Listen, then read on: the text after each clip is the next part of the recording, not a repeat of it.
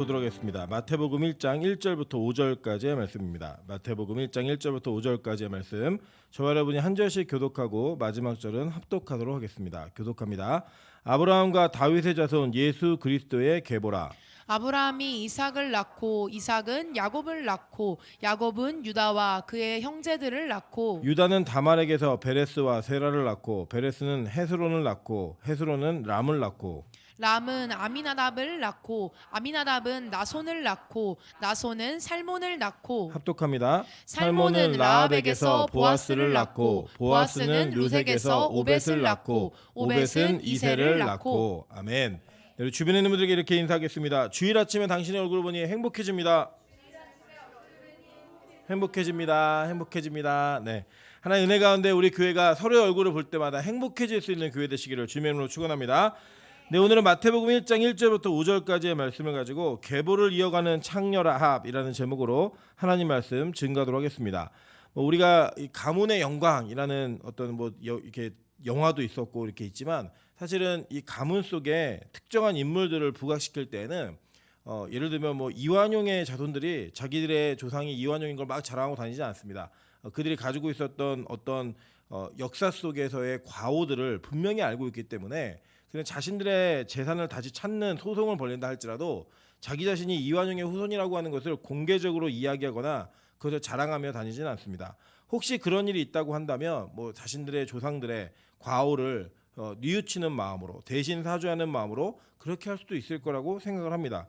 최근에 우리 전우용 씨라고 하는 전두환 씨의 그 손자가 그 할아버지의 어떤 잘못들을 사과하고 사죄하면서 그들이 은닉하고 있는 재산들도 막 공개를 하고 또 최근에는 광주로 내려가서 5.18 유족들에게 위로하는 모습들 이런 걸 보면 또 가문에서 이렇게 그런 사람들이 나오는 것도 또 의미 있는 일이다라고 보여지지만 중요한 건 무엇이냐면 일반적으로는 족보에 자신들의 그 가문 속에 있는 이렇게 대단한 사람을 소개하는 것은 주저하지 않아도 가문 속에 있는 사람들의 과오나 그들이 숨기고 싶은 과거들은 대부분 이렇게 삭제하거나 지우는 게 일반적인 사실입니다. 근데 오늘 여기 성경에 보시면 아주 특이한 그 여자의 이름이 등장을 합니다. 이 여자는 라합입니다. 라합.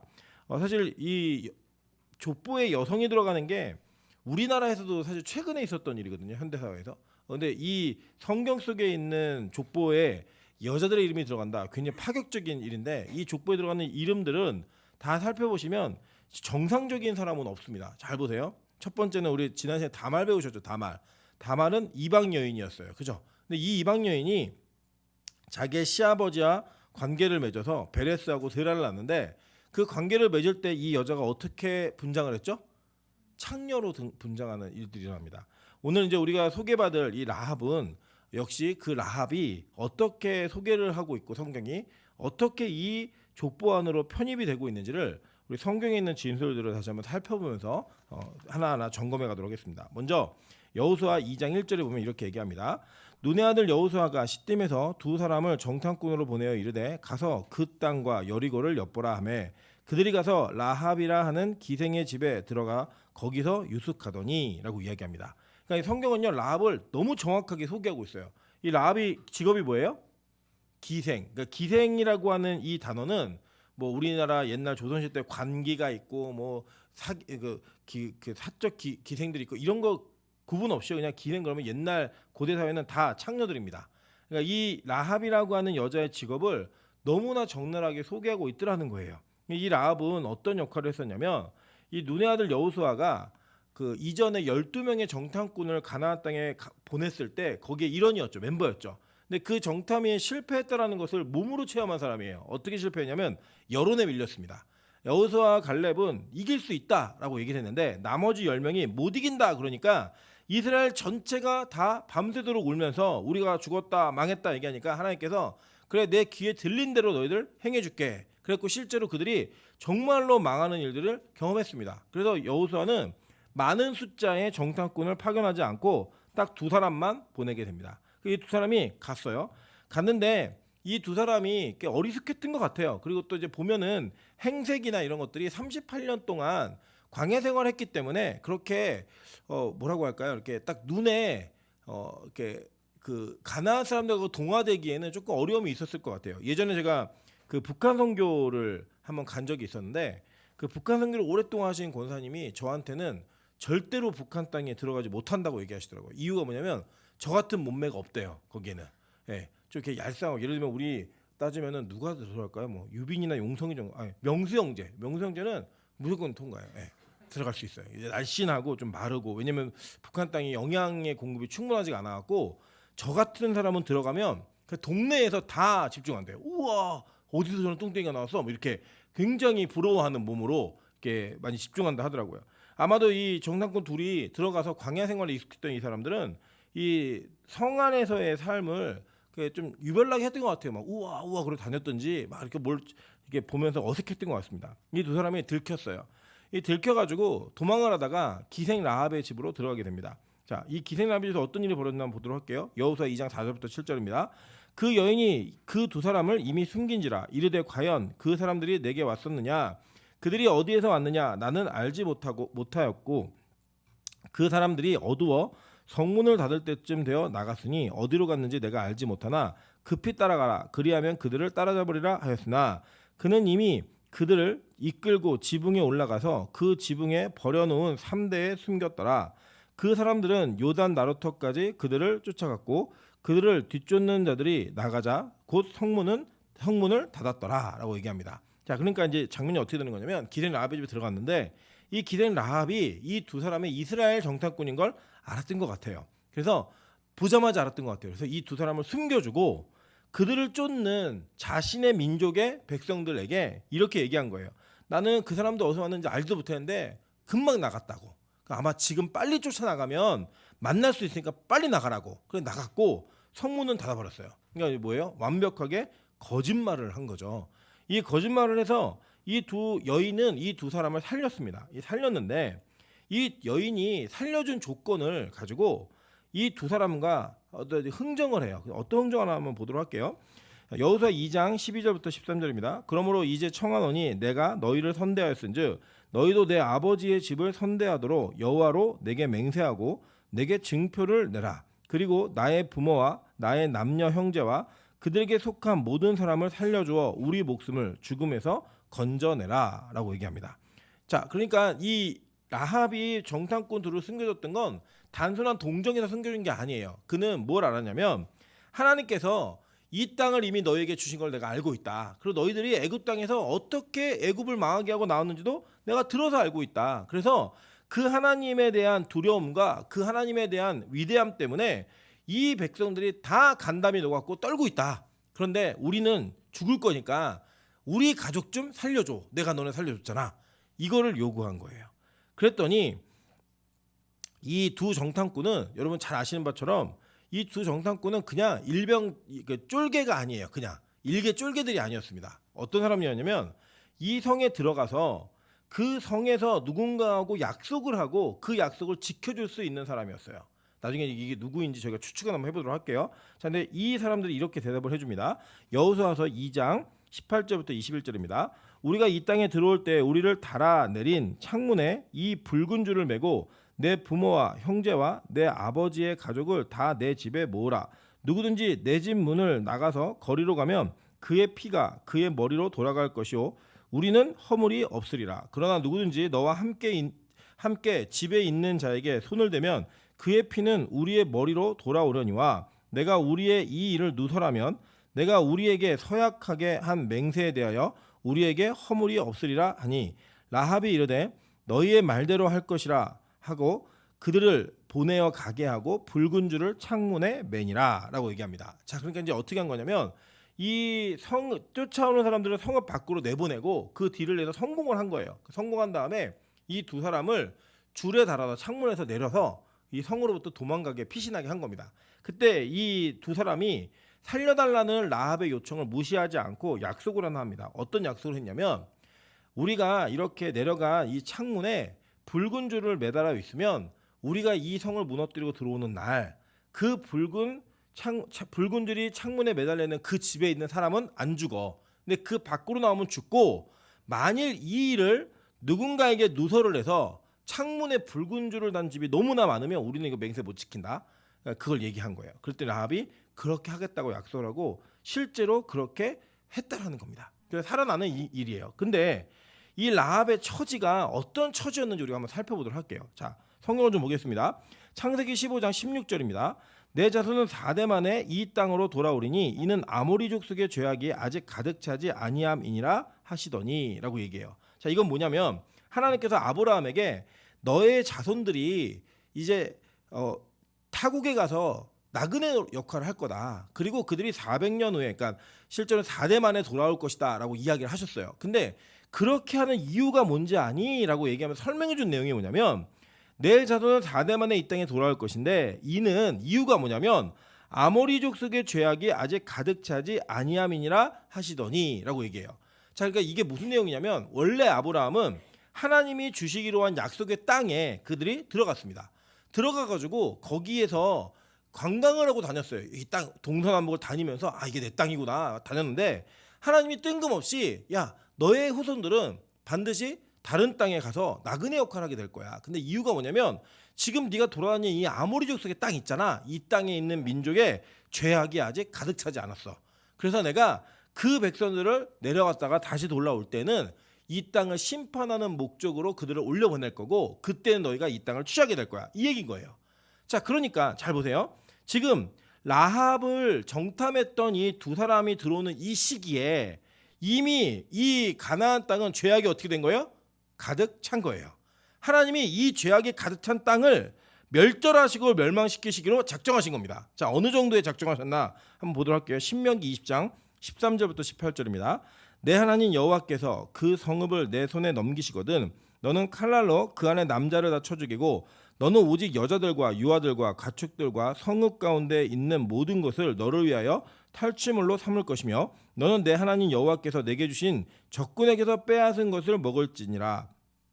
내가 내게서 멀리 떠난 성읍들 곧 이 민족들에게 속하지 아니한 성읍들에게는 이같이 행하려니와 라고 얘기했어요. 자, 이건 뭐냐면 하나님께서 땅을 주실 때 성읍을 넘기실 건데 가나안 땅이 아닌 성읍에서는 그 성읍에 있는 남자들만 죽이고 나머지는 너 다 가지라는 거예요.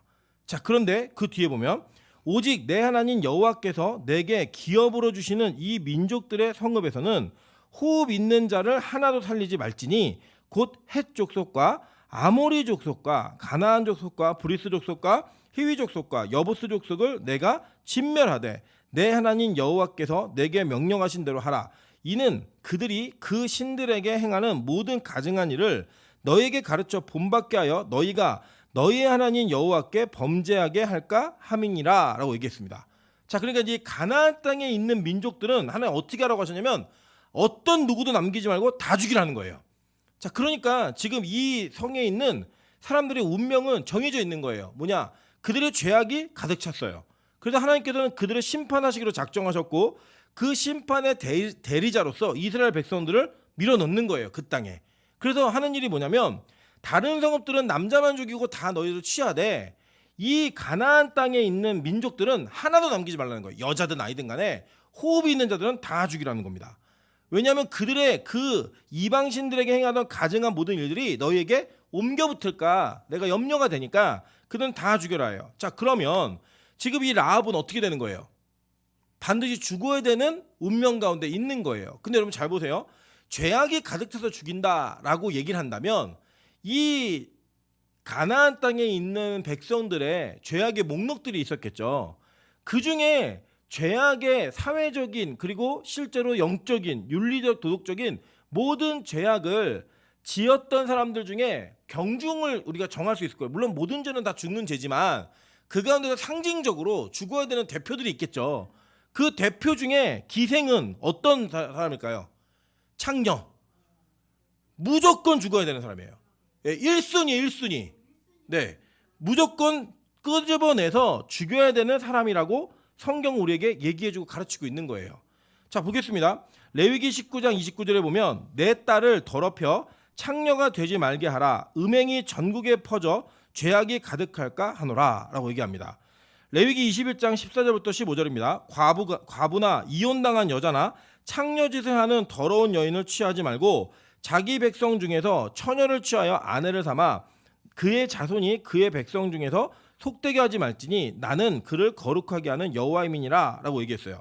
자, 보니까 레위기에 보면 하나님께서는 이스라엘 백성들에게 딸이 창녀가 되지 말게 하라고 아주 명령을 하고 있고요. 레위기 21장은 이 제사장들이 아내를 선택할 때 어떤 아내를 선택했느냐에 대한 조건을 주시는데, 그 조건에 이혼을 당한 사람이나 과부나 창녀짓 하는 더러운 여인은 절대로 아내로 취하지 말라라고 얘기하면서 거룩성을 무너뜨리는 존재로서의 이 기생을 성경은 이야기하고 있다는 겁니다. 신명기 23장 한번 보도록 할게요. 23장 17절부터 18절입니다.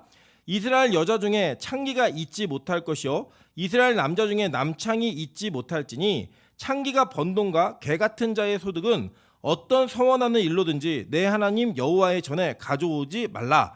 이 둘은 다 내 하나님 여호와께 가증한 것임이니라 라고 얘기합니다. 심지어는 어떻게 했냐면 창기도 두지 말고 이 창녀가 아무리 돈을 많이 벌어서 헌금을 한다 할지라도 절대로 하나님의 전에 드리지 못하게 하라는 거예요. 그 두 가지는 직업도 그렇고 그들이 번 돈도 그렇고 다 하나님께는 가증한 것이다 라고 선언을 해버린 거예요. 자, 그러니까 이 라합은요 어떤 사람이냐면 그 성에서 죽어야 된다라고 순위를 정하면 가장 먼저 죽어야 되는 1순위 그룹에 속하는 사람이었다는 겁니다. 근데 그 사람이 뭘 믿었냐면 하나님께서 이 땅을 심판하시기로 작정하시고 그 심판의 대상자가 된 사람이 자기임을 안 거예요.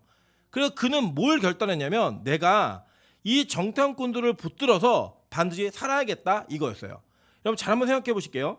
여리고성에 있던 이 라합은 이 여리고성이 어떤 식으로 멸망할지 몰랐죠. 그죠? 그런데 이 여리고성 어떻게 망하죠? 잘 기억해 보세요. 여리고성이 어떻게 무너져요?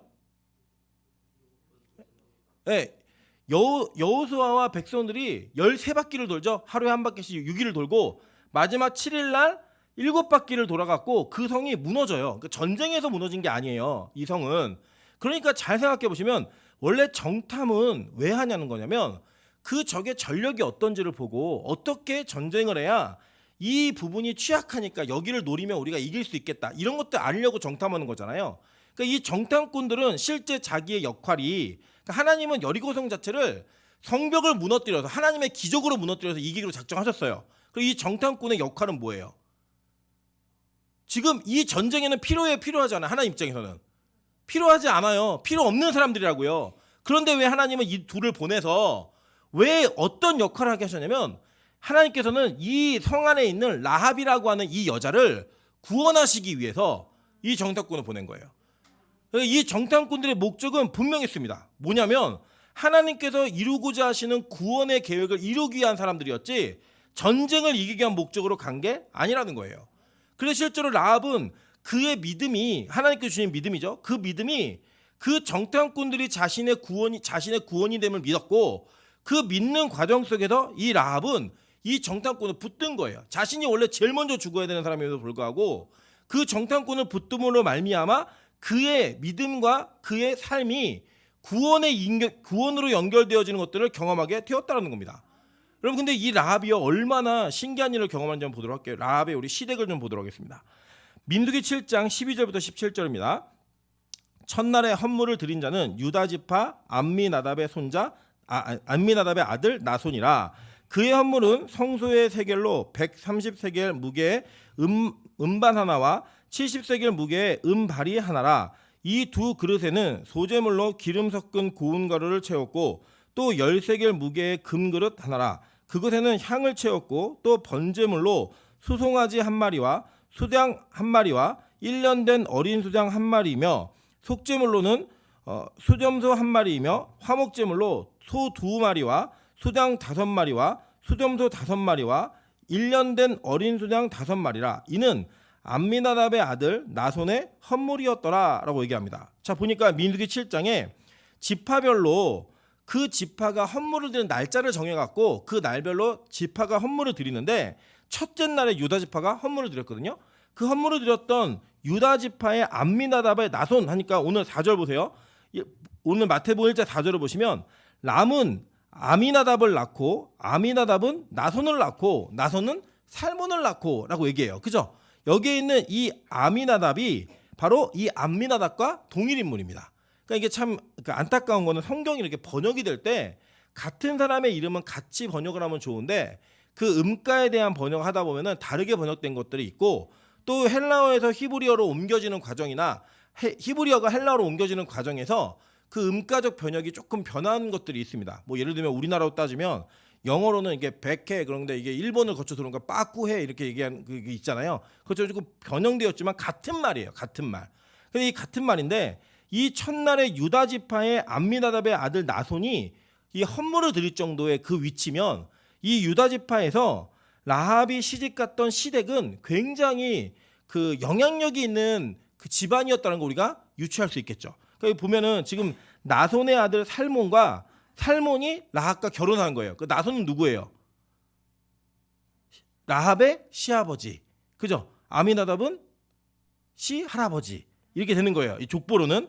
자, 민수기 10장 11절부터 14절 보겠습니다. 둘째 딸 스무날에 구름이 증거의 성막에서 떠오르매 이스라엘 자손이 시내 광야에서 출발하여 자기 길을 가더니 바란 광야에 구름이 머무니라. 이와 같이 그들이 여호와께서 모세에게 명령하신 것을 따라 행진하기를 시작하였는데 선두로 유다 자손의 진영의 군기에 속한 자들이 그들의 진영별로 행진하였으니 유다 군대는 암미나답의 아들 나손이 이끌었고 라고 얘기해요.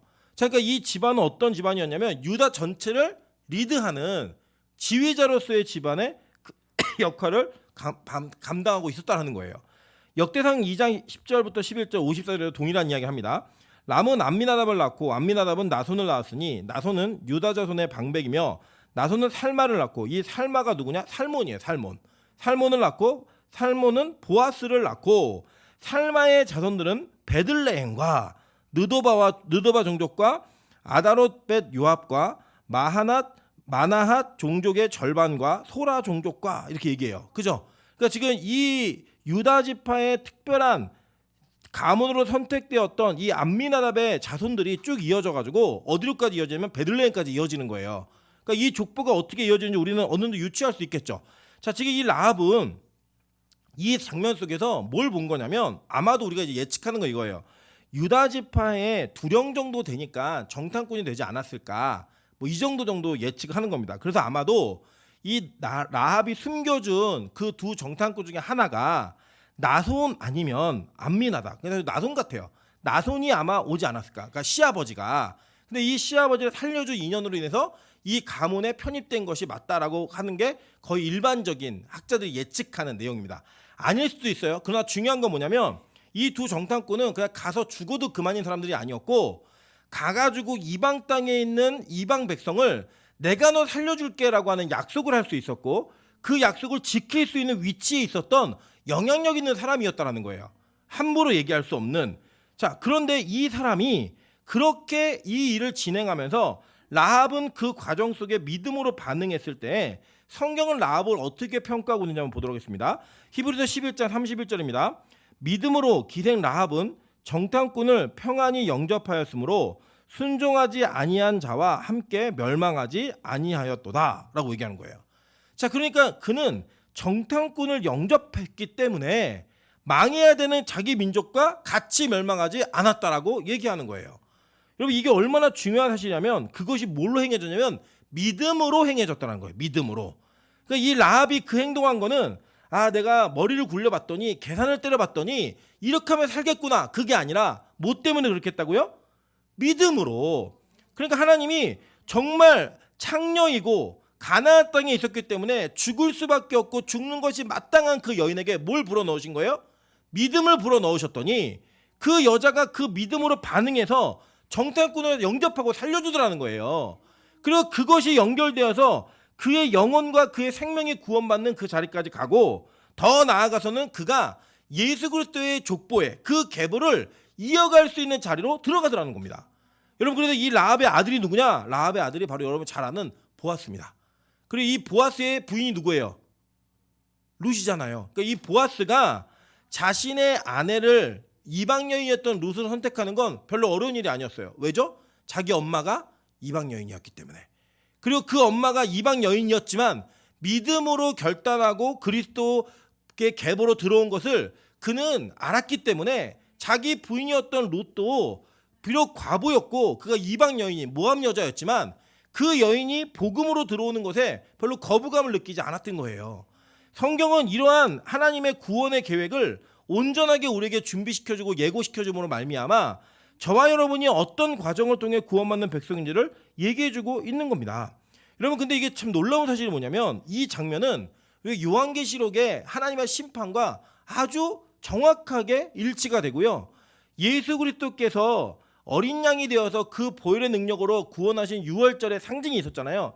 그 상징과 동일한 믿음으로 이 라합이 반응하더라는 거예요. 여러분, 이게 되게 중요한 사실입니다. 왜냐하면요, 이런 거예요. 구약과 신약은 동일한 믿음으로 구원받는 겁니다. 그러니까 지금 이 족보에 기록된 사람들이 우리보다 대단한 믿음을 가졌다, 이게 아니라 이들의 믿음 하나하나가 지금 우리와 동일한 믿음을 소유하고 있는 백성들이고, 그들의 믿음의 여정들과 그들의 믿음의 선택들을 바라보면 우리가 무엇을 선택하고 바라봐야 되는지를 성경은 우리에게 정확하게 증명해주고 있다는 하는 사실이에요. 이렇게 너무나 중요한 사실입니다. 그래서 잘 보도록 할게요. 야고보서 2장 25절부터 26절입니다. 또 이와 같이 기생 라합이 사자들을 접대하여 다른 길로 나아가게 할 때 행함으로 의롭다 하심을 받은 것이 아니냐. 영혼 없는 몸이 죽은 것 같이 행함이 없는 믿음은 죽은 것이니라 라고 얘기합니다. 그러니까 성경은요, 우리에게 믿음만을 이야기하지 않고 그 믿음에 수반한 행함을 반드시 요구하고 있다는 거예요.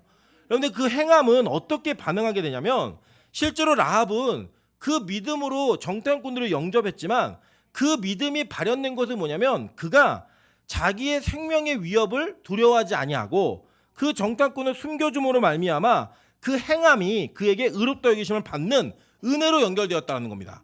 더불어서 그 정탐꾼들이 약속을 하죠. 야, 너희 창에 붉은 줄을 달아 매달아 내려. 그러면 그것을 우리가 사인으로 알게, 이렇게 얘기했잖아요. 근데 그걸 믿고 그대로 행했다라는 거예요.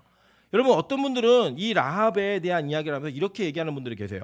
라합은 잘못했다는 거예요. 원래 거짓말하면 안 된다는 거예요. 거짓말하지 않았어도 하나님께서는 그 정탐꾼 둘을 특별한 은혜로 살리셨을 것이다 라는 얘기를 하는 분들이 계십니다. 저는 절대 동의할 수 없어요. 왜냐? 이 라합이 믿음으로 이 모든 행위를 했다는 것을 성경은 증명하고 있기 때문입니다.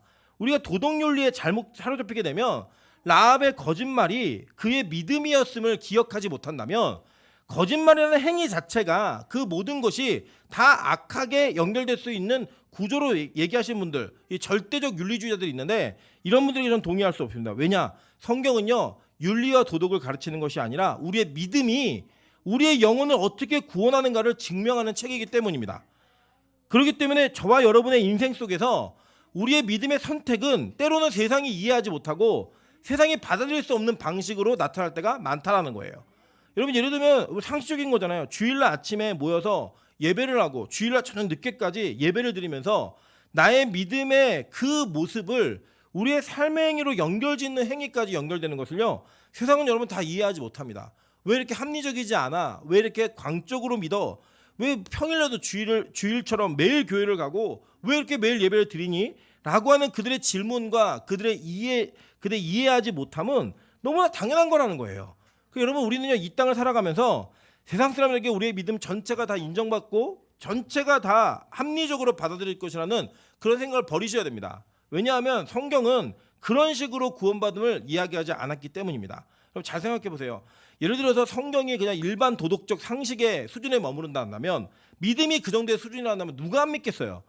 안 믿는 사람 없다고요. 이번 주이 사실 이제 광고 시간에 말씀드리겠지만 오늘이 여러분 종려주일입니다. 그리고 다음 주가 부활주일이에요.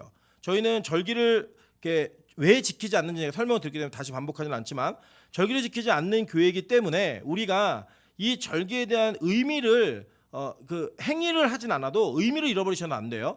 근데 중요한 건 뭐냐면, 이 종려주일에 많은 백성들이 예수 그리스도가 이 땅을 구원할 거라고 얘기했다고요. 근데 그들의 믿는 구원은 그런 구원이 아니었어요. 어떤 구원이었냐면 종교적인 구원이 아니고 영적인 구원이 아니라 그들의 구원은 정치적이고 군사적이고 경제적인 독립이었어요. 하나님은 그걸 우리에게 요구하신 게 아니었고 그걸 이루고자 하신 것도 아니었어요. 그 예수 그리스도의 부활은 그렇게 연결되지 않았고요. 그 부활은 우리의 영혼과 우리의 죄의 문제를 해결하고 사망의 문제를 해결하는 하나님의 놀라운 축복으로 이어졌습니다. 근데 이거를요, 여러분, 우리가 선언해야 돼요. 증거해야 돼요. 근데 이거를요, 받아들이지 못하는 사람들은요, 못 받아들이는 거예요. 한번 생각해 보세요.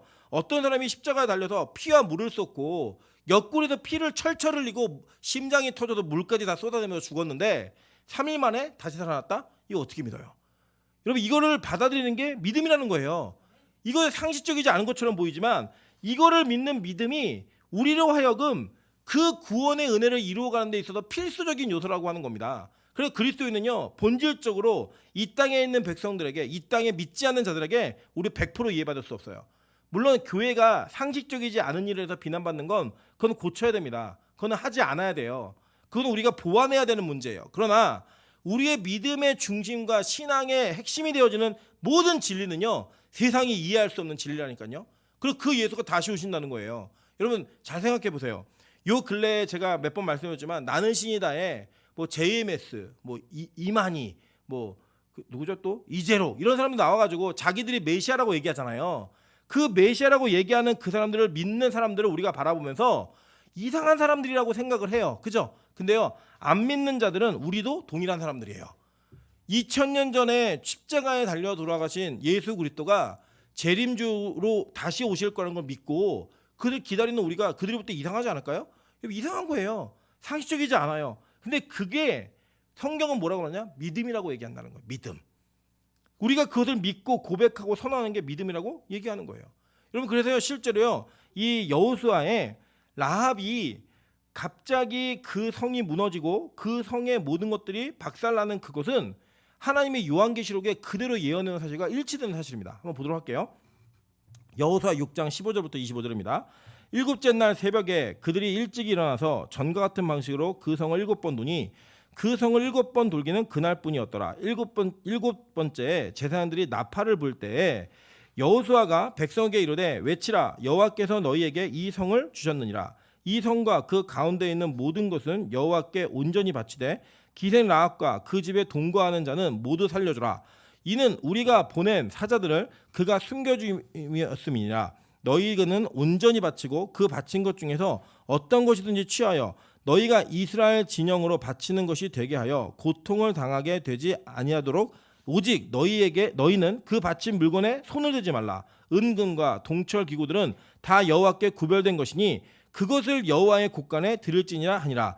이에 백성은 외치고 제사장들은 나팔을 불매 백성이 나팔 소리를 들을 때 크게 소리질러 외치니 성벽이 무너져 내린지라 라고 얘기해요. 갑자기 무너진 거예요. 세상이 그렇게 무너진다는 거예요. 근데 그 무너질 때 보세요. 백성이 각기 앞으로 나아가 그 성에 들어가서 그 성을 점령하고 그 성 안에 있는 모든 것을 온전히 바치되 남녀노소와 소와 양과 나귀를 칼날로 멸하니라. 여호수아가 그 땅을 정탐한 두 사람에게 이르되 그 기생의 집에 들어가서 너희가 그 여인에게 맹세한 대로 그와 그에게 속한 모든 것을 이끌어내라 하매 정탐한 젊은이들이 들어가서 라합과 그의 부모와 그의 형제와 그에게 속한 모든 것을 이끌어내고 또 그의 친족도 다 이끌어내어 그들을 이스라엘의 진영 밖에 두고 무리가 그 성읍과 그 가운데 있는 모든 것을 불로 사르고 은금과 동철기구는 여호와의 집 곳간에 두었더라. 여호수아가 기생 라합과 그의 아버지의 가족과 그에게 속한 모든 것을 살렸으므로 그가 오늘까지 이스라엘 중에 거주하였으니 이는 여호수아가 여리고를 정탐하려고 보낸 사자들을 숨겼음이었더라 라고 얘기합니다. 잘 보세요. 지금 라합의 입장에서 보면요, 라합이 그 약속을 받고 가만히 기다리고 있는데 어느 날 갑자기 나팔 소리와 함께 함성 소리가 막 외쳐지는 거예요. 그러니까 그 경고했던 성이 우르르 하고 무너져 버린 거예요. 그 무너진 틈으로 여호와의 백성들이 우르르 들어와 가지고요, 그 성에 있는 모든 자들을 학살하고 다 죽이고 그 성을 약탈할 때 누가 이 라합을 살려요? 누가 살려요? 얘기하잖아요. 여호수아의 이름은 헬라어로 바꾼 뭐예요? 예수가 그를 살리는 거예요. 예수가 보낸 정탐꾼이 두 젊은이가 그를 가서 보호하면서 살리는 거예요.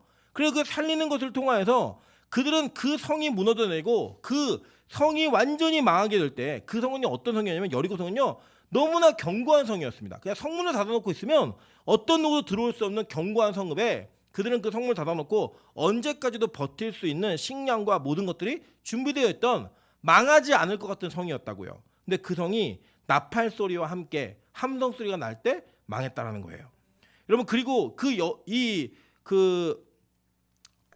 라합은 자기 창문에다 뭘 달았죠? 붉은 줄을 달았잖아요. 이것도 구원받는 방식이 똑같은 거예요. 근데 붉은 줄을 달을 때 조건이 뭐였어요? 너 그 집에서 나오지 마. 나오면 우리가 그건 책임 못 져. 나오면 죽는다. 근데 안 나오면 살아. 거기에 있으면 무조건 우리 책임을 질게. 이렇게 얘기했다고요. 한번 볼까요? 출애굽기 12장 21절부터 25절입니다. 모세가 이스라엘 모든 장로를 불러서 그들에게 이르되 너희는 나가서 너희의 가족대로 어린 양을 택하여 유월절 양으로 잡고 우슬조 묶음을 가져다가 그릇에 담은 피에 적셔서 그 피를 문 임방과 좌우 설주에 뿌리고 아침까지 한 사람도 자기 집 문 밖에 나가지 말라. 여호와께서 애굽 사람들에게 재앙을 내리시려고 지나가실 때에 문 임방과 좌우 문설주의 피를 보시면 여호와께서 그 문을 넘으시고 멸하는 자에게 너희 집에 들어가서 너희를 치지 못하게 하실 것임이니라. 너희는 이 일의 규례를 삼아 너희와 너희 자손이 영원히 지킬 것이니 너희는 여호와께서 허락하신 대로 너희에게 주시는 땅에 이를 때 이 예식을 지킬 것이라 라고 얘기했어요. 자, 그러니까 피를 발랐으면 그 피를 바른 집은 지나간다는 거죠. 죽음의 사자가. 그 뭐예요? 똑같이 붉은 줄, 여호와의 보혈을 상징하는, 예수 그리스도의 보혈을 상징하는 어린 양의 피를 바르고 살았던 이스라엘 민족과 동일한 방식으로 살아나는 그 사람인 라합이 지금 오늘 등장하는 거예요. 그러니까 이스라엘 백성들이 구원받는 것과 똑같은 방식으로 라합이 구원받는 거고, 라합이 구원받는 것과 똑같은 방식으로 누가 구원받는 거예요? 이 땅의 창기와 같은 저와 여러분이 구원받는 거예요. 하나님께 이 땅을 멸하시고 우리의 죄악을 다 드러내시면 저와 여러분도요, 가장 먼저 죽어야 되는 1순위에 들어간다니까요. 그 들어가는 자들이 뭘 붙드는 거예요? 예수로 말미암는 구원을 붙들고 그 보혈의 능력을 믿어서 여러분의 인생에 그 피를 칠하면 어떻게 되는 거예요? 사는 거라고요. 이 땅이 심판당할 때 그 심판으로부터 면제된 은혜가 있다라고 성경 얘기하는 겁니다. 계시록 11장 15절부터 19절 볼게요.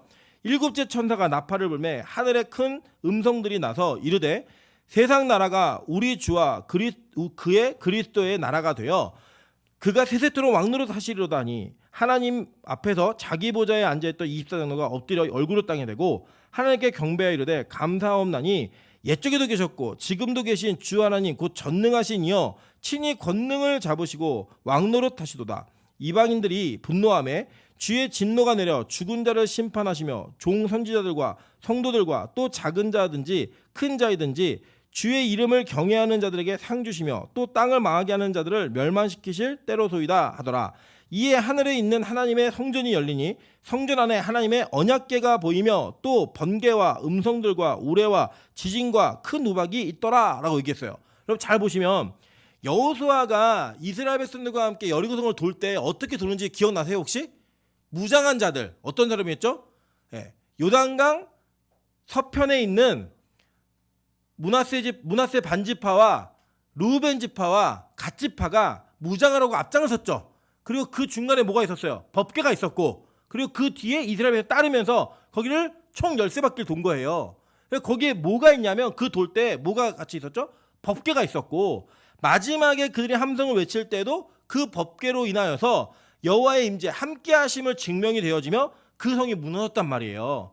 근데 계시록에 보면요, 일곱째 천사가 마지막 나팔을 불 때, 일곱째 날 나팔을 불 때 뭐가 보였어요? 언약궤가 보이고, 그죠? 법궤가 보이고 번개와 음성들과 우레와 지진과 큰 우박. 그래서 실제로 그 여리고성이 있는 지역이 지진 때 그 지진으로 인해서 그 성읍이 무너지는 이 일들이 벌어지는 거예요. 여러분, 그러니까 구약의 백성들이 구원받는 그 모형은 신약의 백성들이 재림 때 구원받는 모형과 똑같아요, 안 똑같아요? 똑같잖아요. 여러분, 이게 바로 우리의 믿음이라는 거예요. 지금 이 계보는 뭘 얘기해 주는 거냐면 그리스도가 올 때 그리스도의 족보에 이러한 훌륭한 사람들이 있었다, 이게 아니에요.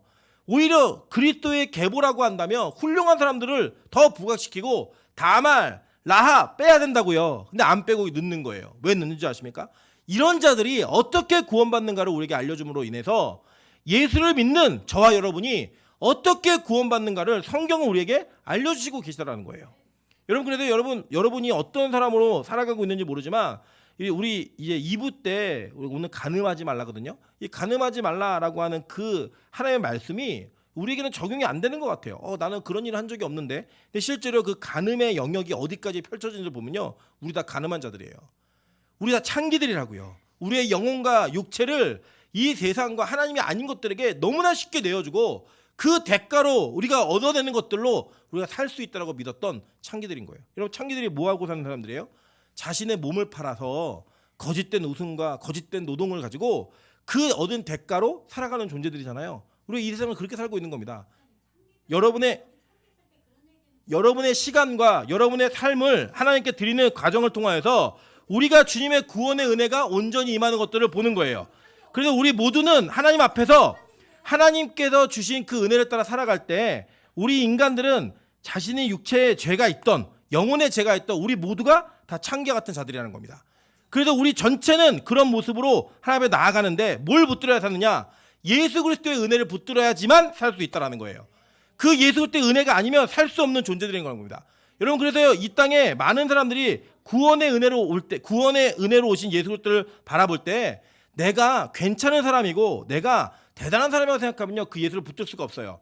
어떻게 붙들어야 되느냐? 그 예수는 내가 어떤 존재인지를 정확히 인식하고 내가 어떠한 사람이라는 것을 고백한 이후에 그 예수를 바라봐야 된다는 거예요.